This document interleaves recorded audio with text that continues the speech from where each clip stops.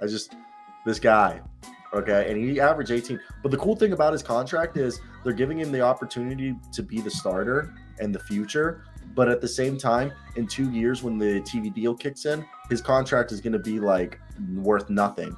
And then you have yourself over here the possibility of easily trading him because he's only making like in the teens. He's like making what they gave him 82 mil. So that's basically $26 million a year. And like it's not guaranteed. 4 years. So it's 26. Was that? Wait, like, no. It's 20.2, I believe, or 20.3. It's 20.5, but the first year's 15 only. So it's like 20. It's like backloaded. Oh, so I see. Yeah, like a football contract. Yeah. So it's the first year's like only 15.3 or 15.8 guaranteed, and then all the other years are not guaranteed. So they can cut him or they could trade him because he'll be a tradable asset because they could use him to fill salary and then trade him to a team, and then a team could cut him, kind of like how Danilo Gallinari was utilized because the Spurs waived him. So I think this is a good deal all around. It's a win for everyone.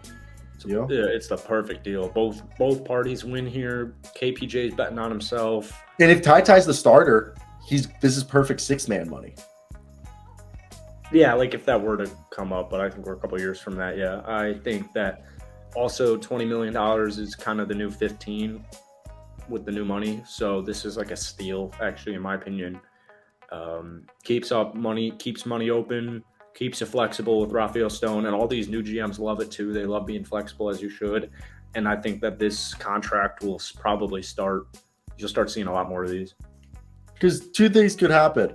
That KPJ ends up playing like the guy that he was in the last 22 games of the season, 19 points per game, 18.9 to be specific, 7 assists, 5 rebounds, a steal and a half a game. Like, if he's that guy, fuck yeah, you got your point guard of the future.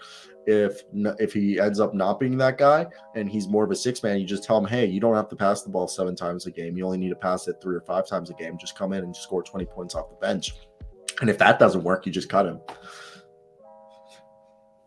I think it just works out that like they gave themselves multiple options. You either become a star, you either be our starting point guard, you become our 6-man, or we move on. And it gives them it's the flexibility, and I think that's the best thing. I think this deal's a win-win. KPJ got his money. I mean, people forget KPJ was the lottery talent. He was a lottery pick, but it's I think his attitude's got it in check.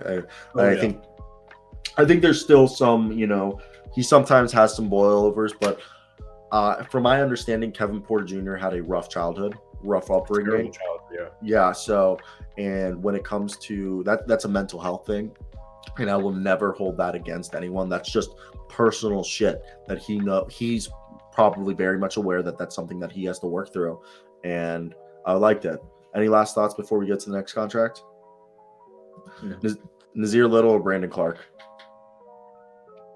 Good shit. All right, let's do Brandon Clark because we'll do these last two to wrap up the episode. And